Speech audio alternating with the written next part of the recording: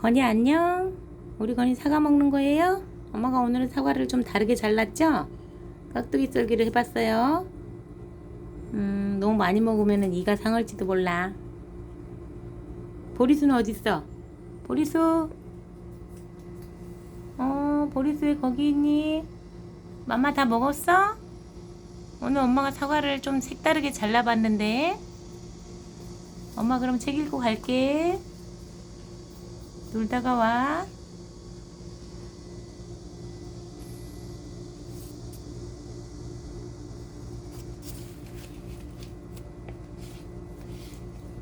자,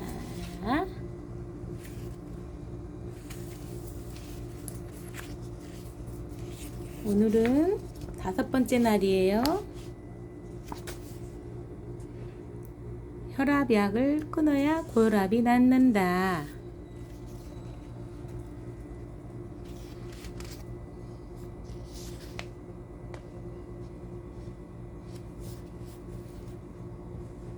병에 걸리는 것보다 약의 부작용이 더 무섭다.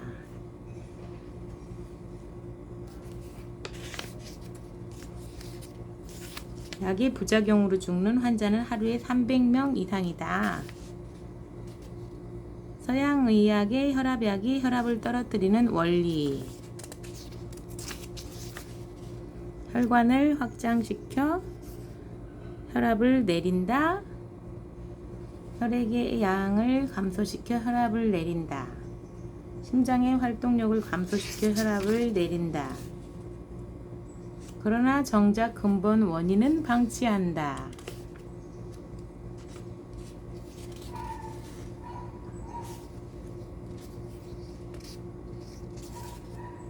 소제목을 읽어드렸고요. 본문 내용 읽어보겠습니다. 서양의학의 약제약 서적에 약은 독이라고 쓰여있다. 인체와 같은 유기체는 생체 안에서 생명력에 의해 만들어지는 유기물질만을 처리할 수 있다. 그래서 인체와 같은 유기체는 천연 유기재료와 천연 유기물질 혹은 식물에서 추출한 천연 성분을 사용하는 것이 훨씬 효과적이다. 그런데 약은 대체품, 즉 우리 몸이 분해할 수 없는 합성화학약품인 무기질을 사용하고 있다. 이것이 이른바 독성이다. 천연 약효 성분을 인공적으로 합성해 화학약품을 만든 것이 지금의 약이다. 대부분의 화학약품은 약효가 있는 천연약재나 허브를 그대로 사용하지 않고 분해하고 가공해서 약효 성분을 찾아낸 뒤에 화학적으로 만든 것이다.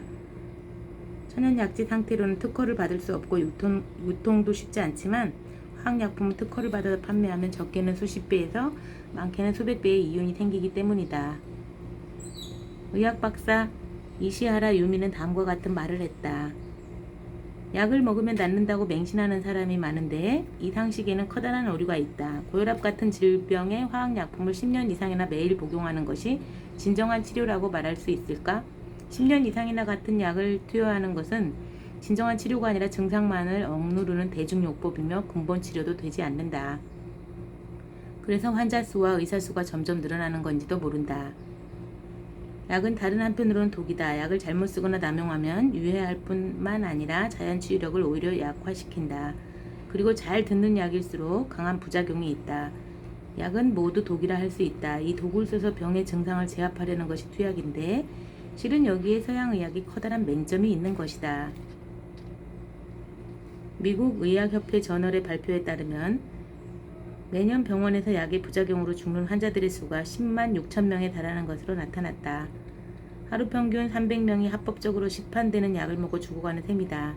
이는 병원에서 밝힌 숫자에 불과한데 집이나 요양원에서 죽은 사람, 심각한 부작용으로 회생이 어려운 사람까지 합치면 해마다 100만 명 이상이 처방약의 부작용에 희생되고 있다는 것이 학자들의 주장이다.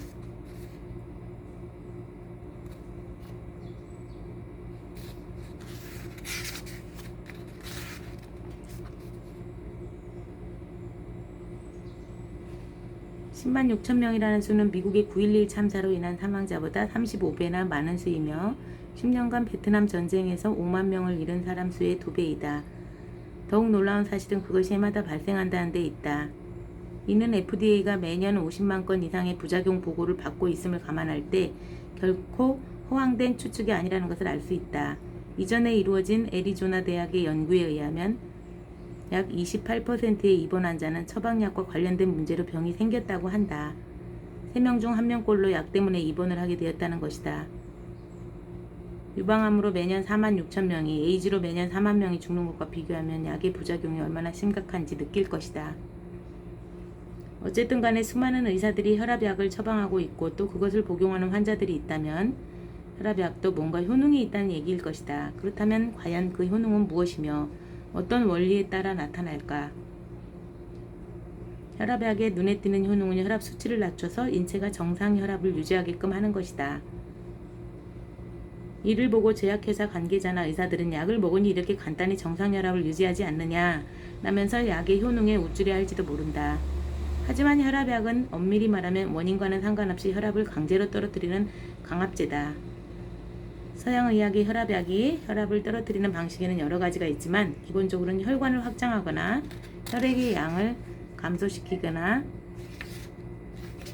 심장의 활동력을 떨어뜨리는 것으로 요약할 수 있다. 혈압약의 이 세 가지 메커니즘은 결국 혈관의 탄력과 심장의 근력을 약화시켜 일시적으로 혈압을 내리는 것이다. 만약 한 가지 약물만으로 혈압이 잘 떨어지지 않으면 다른 종류의 강압제를 추가로 투여하기도 한다. 일반적으로 혈압약을 먹는 사람의 절반 이상은 2가지가 넘는 혈압약을 복용하는 경우가 많다. 혈관을 넓히는 약은 혈관 확장제, 알파 차단제, 안지오텐신 전환 효소 억제제, 칼슘 기량제, 안지오텐신2 수용체 차단제 등이다. 이러한 약물을 사용하면 혈관이 넓어지면서 혈관 내 저항력이 감소하고 공간도 확대되므로 결과적으로 혈압이 내려간다. 가장 널리 사용하는 칼슘 기량제는 칼슘 통로 차단제라고도 하는데 혈관 내벽의 세포로 칼슘이 들어가지 못하게 해 말초 혈관을 확장시키고 심장의 근력을 약화시킴으로써 혈압을 내린다.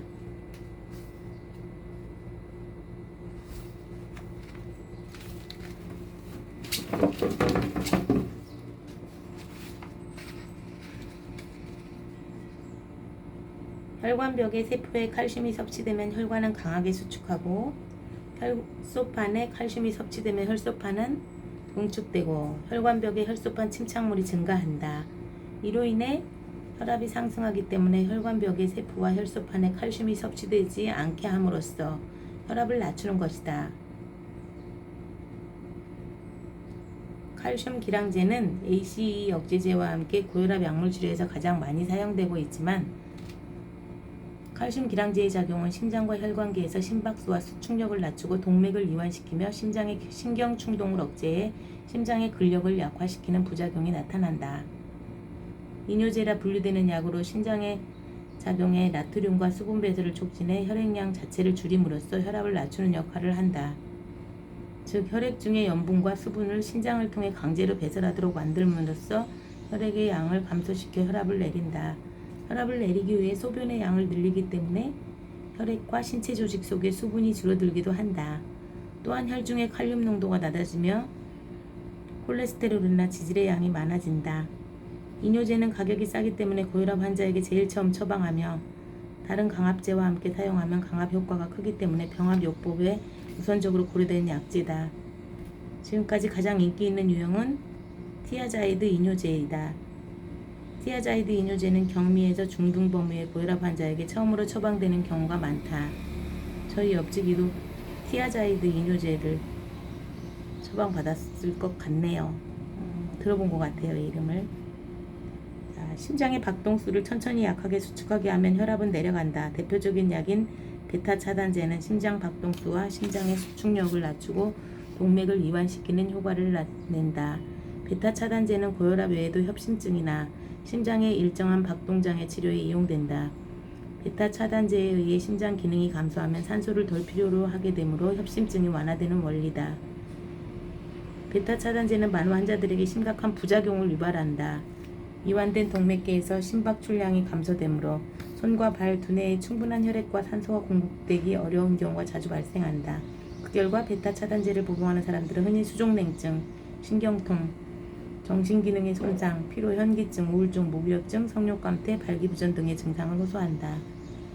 또한 베타 차단제는 콜레스테롤과 트리글리세리드 수치를 상당히 높이기도 한다. 주의할 점은 베타 차단제의 복용을 갑자기 중단해서는 절대 안 된다는 것이다. 두통과 심박수의 증가, 혈압의 극적인 상승과 같은 금단 증상을 유발하기 때문이다. 베타 차단제는 폐의 기도를 좁히기도 하므로 천식 환자는 복용하면 안 되고 심장의 수축력을 약화시키기 때문에 심장 기능 부전 증세가 있거나 심장의 혈액 공급 기능이 나쁠 때는 적절하지 않다. 여기서 가장 큰 문제는 혈압을 올라가게 한 근본 원인에 대해서는 그 어떤 처방도 없다는 것이다. 그렇죠. 근본 원인에 대해서 원인을 파악해서 그 원인에 대한 처방을 해야 혈압약을 끊고 혈압이 정상적으로 될 수 있게 식이요법이나 이런 걸 알려주셔야 되는데 그저 그냥 떨어뜨리는 강압제만 처방한다는 거죠. 그게 문제죠.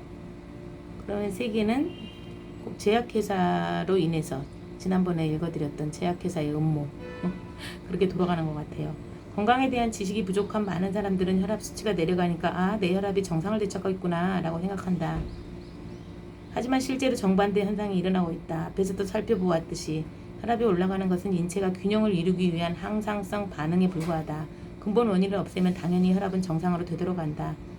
혈압약의 수많은 부작용 중에서 제일 큰 부작용은 혈압을 올라가게 하는 근본 원인을 계속해서 방치한다는 데 있다. 이게 가장 우리가 명심해야 될 내용이에요.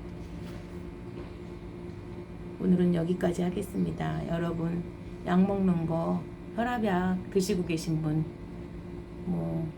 저희 시어머니야 40년 이상 40년이 뭡니까? 한 45년 드신 것 같아요. 45년 넘게 드신 것 같아요. 2007년이 30년 드셨다고 했으니까 45년, 46년. 그러면 한 7년쯤 된 저희 남편 7년 차일 것 같은데 남편 그 다음에 한 10년 아까 앞에서 말했듯이 한 10년 정도 혈압약을 드신 분들도 이 책에서는 지금 혈압약을 끊고 낫기 위해서는 정말 고혈압약이 오히려 더 부작용을 가지고 오기 때문에 다른 합병증을 유발하고 다 알고 있는 기본 상식이라고 하면서도 우리는 왜 그렇게 살고 있을까요? 여러분 혈압약을 드시는 여러분 자신의 건강, 진정한 건강한 삶을 위하여 다시 한번 숙고해 주길 바라며 내일은 혈압약의 치명적인 부작용에 대해서 읽도록 하겠습니다. 건이와 보리수 엄마 오늘 여기까지 읽을 거고요. 오늘 월요일인데 즐겁고 평화롭고 건강하게 하루 잘 지내기 바라요. 둘이 그렇게 더운데도 붙어있는 게 좋아요? 오늘 더운 날씨인데 그래도 제법 더위는 조금 한풀 꺾인 것 같기도 하고 여러분 좋은 날 되세요. 건이 보리수 안녕.